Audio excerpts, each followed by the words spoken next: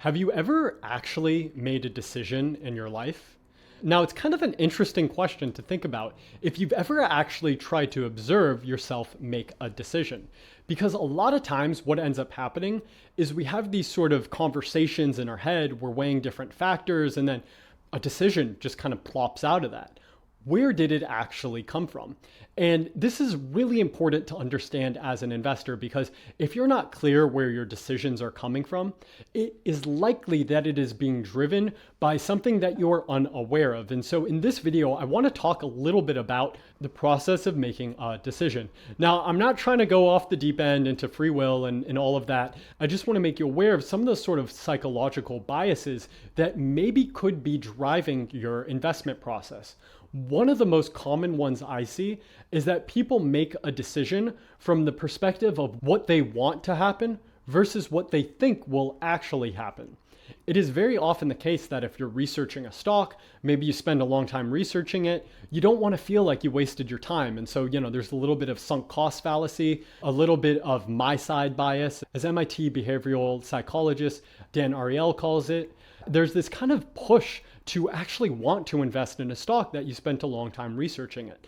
And that is because you don't want to say you wasted your time, but it's also because it's kind of a little thrilling to find a stock and make the investment rather than to just say, go ahead and pass. And so you should be aware that that is probably a pressure that is influencing your investment process. The other thing I want you to be aware of is who you have told about any sort of investment decision you have ever made before.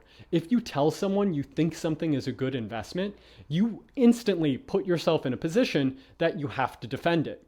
Now, the more you defend it, the more you are to believe the things that you say. Charlie Munger has a phrase that says, you tend to pound in what you shout out.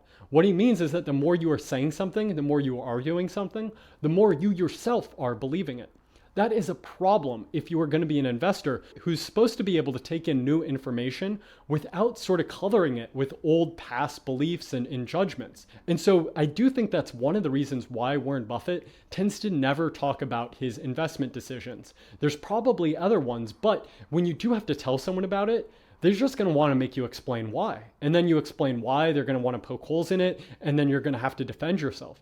All of that is healthy in, an investment committee meeting and all of that. But if your neighbor about it, your spouse about it, whoever it is, and then you have to tell them you're wrong because a new fact came up, that is a hard thing for many people to do. And so it is much easier for many people to just say nothing at all and not want to talk about their investment process. Now, there's certain people you could probably talk to about it that understand that, different facts sort of change and they could see what you were thinking. Maybe they don't necessarily agree with you, but it's easier to kind of have that conversation with them versus other people who maybe don't really understand investing. They don't understand that when you're researching, it's a probabilistic thing. You're maybe only 70% sure that something would happen, which was good enough to make an investment in it because it had high enough upside. But that doesn't mean you were necessarily wrong if the 30% ended up occurring. But you don't want to explain that to everyone. So sometimes it's just best to not tell people about your investment ideas because you might be digging yourself a hole into a very stuck, rigid framework the more that you do that. The other thing is that some people will buy a stock just because other people bought it. I call this sort of borrowing conviction. They only did this because someone else did it, and they maybe are lying to themselves about that too.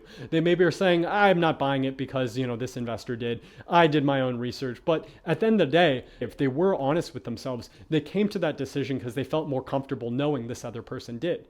That is going to be a problem because if the stock ever goes down, they're going to want to go back to this person to understand what they should do with it. That is one of the reasons, by the way, why I will never give stock recommendations on this channel. Because I think that the whole purpose of learning to invest is that you need to make your own decision and have confidence in it and also understand the research process and what you should be doing if it is down. Now, I'll talk about examples and all that, but I will never ever pitch you on a recommendation because I don't want you to just blithely follow what I do. I want you to learn how to think for yourself and build that confidence for yourself. And so that is something else to be aware of, though, if you are kind of inadvertently gaining confidence because another investor that's prominent held it. I know a lot of people who invested in Alibaba and they felt great about it because Charlie Munger invested in it.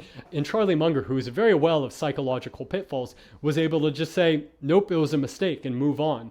Whereas many other investors were stuck rationalizing it for a long time time. And we're kind of caught off guard that Charlie Munger was even able to do that and change his mind that quickly.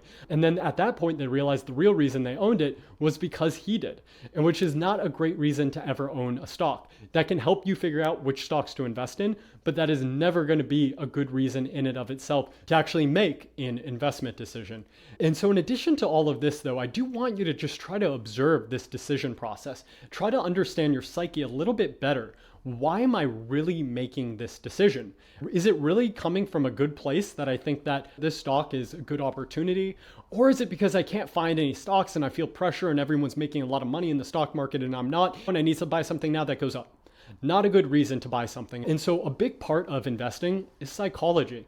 There are definitely aspects of analysis and valuation, but once you kind of get that down, it really comes down to the fact that it's going to look like you're wrong for some period of time.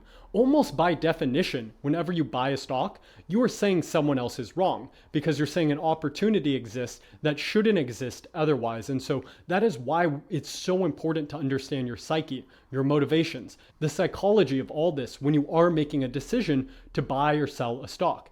On selling a stock, sometimes people will sell it just because it doesn't feel good that it's down so much and they just don't want to look at it anymore. Maybe their research was even correct. They just couldn't hold on to it anymore because it just felt painful holding it. You have to be aware of these things. Now, I'm not saying that don't necessarily act on selling a stock that's down a lot because it's painful. I'm just saying be honest with yourself why you're doing it. Don't try to tell yourself, oh, things changed and all that, and it's not going to be a good investment, because then maybe you make the same mistake again in the future, not realizing that your risk tolerance for a stock dropping is just not that high. The trick is to just be as honest as you can with yourself. I'm not telling you got to go to your investment committee meeting and tell them all about this, tell your neighbor or spouse about all this. I'm just saying with yourself and your own psyche, be honest and true and understand what the motivations and incentives are behind these decisions. It may surprise you.